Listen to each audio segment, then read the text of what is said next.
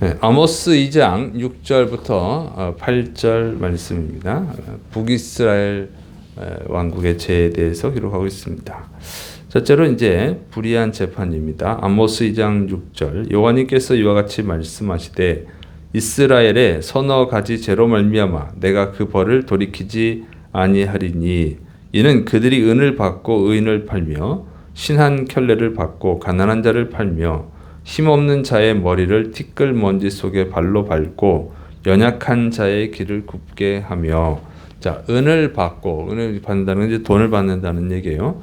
돈을 받고 의인을 죄인으로 만드는 게, 그러니까 은을 받고 의인을 판다고 하는 것은, 그러니까 돈을 받고는 불의한 재판을 하는 거죠. 그래서 이 의인인데도 죄인으로 만들고 죄인인데 의인으로 만드는 그런 악한 재판을 하는 것입니다. 그러니까 뇌물을 받고 또 신한 켤레를 받고 가난한 자를 판다고 그랬는데, 이것은 신한 켤레는 돈이 얼마 안 되죠. 그런데 그렇게 작은 돈을 받고도 불공정한 불의한 재판을 하는 거예요. 그러니까 돈에 눈이 멀어서 아주 작은 돈 때문에도 재판을 엉터리로 하는 거죠. 그래서 가난한 자의 눈에서 피눈물이 나게 하는 그런 악한 재판을 한다는 것입니다. 이것이 이스라엘의 죄예요. 또 음란한 자의 음란한 우상 숭배를 하는 거예요. 그래서 이 아모스 2장 7절 아버지와 아들이 한 젊은 여인에게 다녀서 내 거룩한 이름을 더럽히며 그랬어요. 그래서 젊은 여인은 그 우상의 신전에서 이 제사를 돕는 그런 신전 여사제들이에요. 여자 사제들. 그런데 그들의 이 제사 행위는 뭐냐면 이 남자와 성관계를 하는 거예요. 그렇게 할 때 이 신이 좋아서, 이렇게 이제 바알과 아세라 신이 좋아서 농사철에는 비를 내려주고 또 문제가 있으면 해결해주고 소원이 있으면 들어주고, 이제 이런 식으로 우상숭배를 하는 거예요. 그래서 아주 음란한 우상숭배죠. 그러니까 우상숭배 자체를 하나님이 싫어하는데 이 우상숭배는 아주 음란한 우상숭배라고 하는 것입니다. 그런데 더 이제 사악한 것은 뭐냐면 신전 여사제들과 이런 음란한 제사를 드리는데 아버지와 아들이 같이 한다는 거예요. 그러니까 한 그 신전 여사제, 똑같은 신전 여사제와 아버지와 아들이 음란한 우상 숭배를 한다는 거죠. 이것은 이제 하나님이 아주 미워하는 죄죠. 그러니까 우상 숭배가 아니어도 이런 행위는 죄입니다. 왜냐하면 레위기서에서 금하고 있거든요. 레위기 18장 6절부터 8절 각 사람은 자기의 살붙이를 가까이하여 그의 하체를 범하지 말라. 나는 여호와님이니라. 내 어머니의 하체는 곧 내 아버지의 하체이니 너는 범하지 말라. 그는 내 어머니인즉 너는 그의 하체를 범하지 말지니라. 너는 내 아버지의 아내의 하체를 범하지 말라. 이는 내 아버지의 하체니라. 자, 그래서 이 한 여자와 아버지가 또는 아들이 같이 한 여자를 범하면 안 된다. 그런 얘기예요. 그것은 아주 가증하다 그랬거든. 그러니까 이 우상 숭배는 음란할 뿐만 아니라 또 아주 하나님이 미워하는 우상 숭배죠. 그렇게 아주 음란한 우상 숭배. 이 음란한 우상 숭배 중에서도 가장 음란한 우상 숭배가 되는 거죠. 그래서 이것을 행했다는 거예요. 그러니까 이방인들이 하는 건데 이 이방인들이 하는 거를 이스라엘 백성, 하나님의 백성이 이런 우상 숭배를 했다는 거죠. 그래서 하나님이 그것을 심판하시겠다고 하는 거예요. 그러니까 정말 사악한 짓을 한 거죠.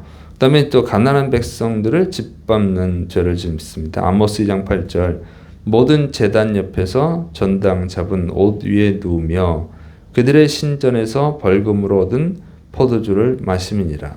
그래서 모든 제단, 그러니까 이것은 뭐 바알과 아세라 제단, 바알 제단, 아세라 제단, 또 이제 베델의 이제 베델과 단에 또 금송아지 우상이 있었죠. 그런 거, 또 뭐 이런 금오스, 모압, 온갖 각종 우상들의 제단에서 숭배를 하는 거예요. 그런데 이 우상들의 제단에서 전당 잡은 노드에 누웠다 그랬어요. 그 전당 잡는다는 것은 이 가난한 사람한테 돈을 빌려주고 전당을 잡는 거죠. 겉옷을 전당을 잡는 거예요. 그러면 겉옷을 전당 잡을 때 뭐 그 부자들이 옷을 잡힐 리가 없고 겉옷을 전당 잡힐 정도면 큰 돈도 아닌 거죠. 근데 그거는 이제 하나님께서 저녁에는 돌려주라고 그랬어. 왜냐면은 이 가난한 사람이 저녁에 이 옷은 또 이불의 역할을 해요. 중동에서. 그래서 낮에는 덥고 밤에는 춥고, 그러니까 낮에는 햇빛을 가리기 위해서 옷을 입는 것이고 저녁에는 추우니까 이불이 되는 거죠. 근데 이 저녁에 이 옷이 없으면은 가난한 사람들이 얼마나 춥겠어. 추위에 떨어야 돼. 그 고통을 당해야 되니까 이제 저녁에는 돌려주라. 그런 말씀이에요. 아침에 또 다시 받으면 되니까. 이런 식인데 이것을 안 돌려주는 거죠. 그 위에 누웠다. 그냥 자기 이불 깔개로 하는 거예요. 그러니까 너무 잔혹하다. 긍휼이 없다. 그게 긍휼이 없어. 그래서 가난한 자를 긍휼히 여기지 않는 죄를 지은 것입니다.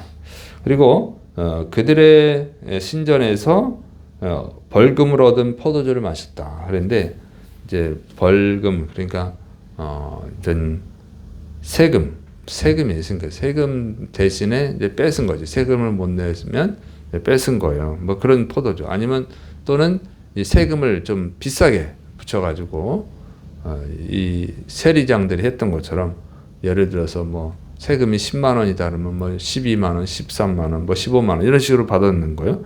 그렇게 번 돈으로 이 포도주를 마셨다. 그런 얘기예요. 그러니까 그 돈 뺏어가지고 뭐 아주 귀하게 쓰는 것도 아니고 중요한 데 쓰는 것도 아니고 겨우 술 마시는 데 썼다는 거죠.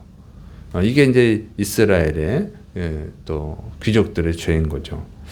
그래가지고 가난한 자들을 짓밟는 죄. 그래서 이제 아모스 2장 6절부터 6절하고 8절에 나온 중복이 되는 거예요. 그래서 힘없는 자의 머리를 티끌머리 속에 발로 밟고 연약한 자의 길을 굽게 하며, 이런 말씀들 다 아직 가난한 자들에게 피눈물 나게 하는 죄다. 그 얘기죠.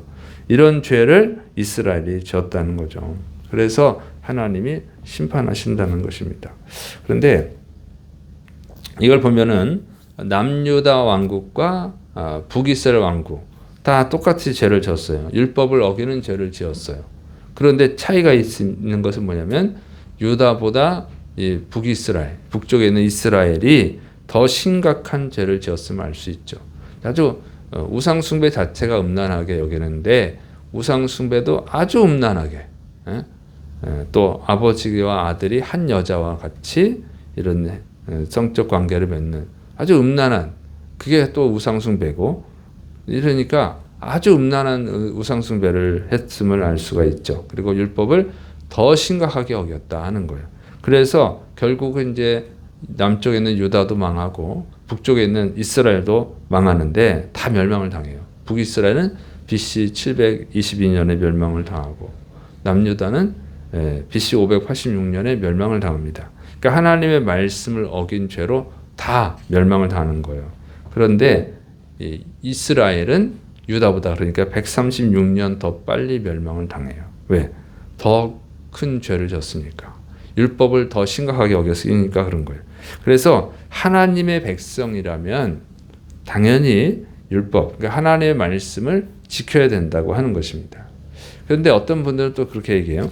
자식이 부모의 말을 듣지 않는다고 해서, 또는 무시한다고 해서, 또는 대들다고 해서 부모가 자식을 뭐 죽이냐, 그럼 멸망시키느냐, 그렇지는 않는다. 하나님도 자신의 자녀가 좀 잘못했다고 해서 심판하신다, 멸망시킨다, 그게 뭐 맞는 얘기냐, 이렇게 말하는 분도 있어요. 이렇게 말하는 목회자도 있는데 그건 궤변이다 하는 거, 궤변. 거룩하신 하나님을 거룩하지 못한 인간과 동일시하는 것은 신성모독이에요. 인간의 논리는 맞는 것 같죠. 인간의 논리는. 인간은 죄악 덩어리라 그런 거예요. 하나님은 이미 노아 시대 때 홍수로 세상을 심판하셨어요. 그런 얼마나 많은 인원이 있었는지 모르지만 어쨌든 그 중에 8명만 구원해 주셨습니다. 하나님은 소돔과 고모라를 심판하셨어요. 거기서 롯과 그의 2딸만 구원받았어요. 하나님은 사랑의 하나님이에요. 그렇지만 또 공의의 하나님이에요. 그래서 죄악에 대해서는 반드시 심판한다고 하는 거예요. 이런 논리, 이 아버지가 어머니가 자기 자식을 죽이기 위해서 뭐 이런 식으로 접근하는 것은 하나님을 모독하는 거예요. 그리고 하나님의 그 거룩함을 모르는 거예요. 그런 식으로 따지면 예수님을 믿을 필요가 없지. 예수님 안 믿는다고 다 지옥 보내고 예수님 안 믿어 다 죽여. 이건 세상 사람들의 논리지. 그러니까 세상 사람들은 이 깊은 진리를 몰라요. 그래서 하는 소리야. 자, 그래서 이 악이 존재하면 우리는 우리 자신도 죽여요. 예를 들어서 우리 몸에 어떤 한 부분이 썩어 들어가면 어떻게 해요? 그럼 나머지를 살리기 위해서 내 살이지만 도려내야죠. 수술해서 도려내는 거예요. 응? 나머지를 살리기 위해서. 자, 이런 개념으로 이해하시면 돼요. 그래서 하나님의 거룩함을 이해 못하면 성경을 이해할 수가 없어요. 그래서 우리는 하나님이 하시는 일은 전부 다 선한 거예요. 우리가 미련하고 우리가 죄인이고 우리가 불완전한 존재라서 하나님이 하시는 일이 악하게 보일 수 있어요. 그건 우리가 악하기 때문에 그런 거예요. 그래서 하나님의 일 하시는 것은 전부 다 선한 것이다 하는 것을 명심해야 됩니다. 그리고 예수님을 믿고 하나님이 백성이 된 것에 감사해야 되고, 정말 하나님이 백성이 됐다면 하나님의 말씀을 잘 지켜야 된다는 거예요. 정말 예수님을 믿었으면 이제 구원받았구나, 그래 지옥 안 가겠구나 하고 악한 죄를 지어서는 안 되는 거예요. 악한 죄와 싸워야 되는 거예요. 하나님의 말씀대로 살아가야 되는 거죠. 그렇게 해도 우리는 죄를 져요. 어쩔 수가 없어. 죄인이라. 그럴 때마다 또 회개하고 그 죄와 싸워야 되는 것입니다. 자, 하나님을 잘 믿는 것은 바로 그런 거예요. 예수님께서 말씀하셨어요. 마태복음 7장 21절. 나더러 주여 주여 하는 자마다 다 천국에 들어갈 것이 아니요 다만 하늘에 계신 내 아버지의 뜻대로 행하는 자라야 들어가리라. 예, 주여 주여 믿습니다 한다고 들어가는 게 아니고 내 아버지의 뜻대로 행하는 자라야 들어가리라. 그러니까 그것은 하나님의 뜻대로 살려고 하는 것은 믿었기 때문에 그런 거죠. 믿은 결과예요. 믿은 열매가 하나님의 뜻대로 살아가는 것입니다. 예수님을 나의 주인으로 믿었으니까 그 주인의 뜻대로 살아가는 것이 정상이죠. 이게 정상적인 믿음인 거예요. 자, 말세가 되면요, 사람들의 길을 즐겁게 해주는 거짓 교사들이 많아진다. 이단들이 많아진다고 했어요. 지금이 바로 그 시대예요. 그래서 하나님의 말씀을 그대로 받아들이지 못하게끔 자꾸 인간적 측면에서 인본주의적으로 해석을 하고 인간을 즐겁게 해주고 인간의 마음에 평안을 주는 이런 거짓 교사들이 많이 나타난다. 사도 바울이 디모데에게 한 얘기죠. 자, 바로 그런 시대예요. 그래서 여러분의 영혼을 지키기 위해서 말씀을 바르게 배워야 됩니다. 하나님의 뜻을 바르게, 정말 바르게 이해하셔야 돼요. 배우셔야 돼요. 그리고 순종해야 됩니다. 그것이 여러분의 영혼을 지키고 여러분의 가족을 지키고 교회를 지키고 또 이 나라를 지키는 길인 줄을 믿으시를 바랍니다. 우리나라를 위해서도 여러분이 정말 말씀을 잘 배우고 하나님의 말씀대로 살아가야 될 줄을 믿으시기 바랍니다. 기도하겠습니다. 사랑이 많으신 하나님 아버지, 우리에게 하나님의 뜻을 바르게 알게 하여 주시고 또 순종하게 붙들어 주옵소서. 성령님께서 함께 하시고 나왔고 예수님의 이름으로 감사하며 기도드립니다. 아멘.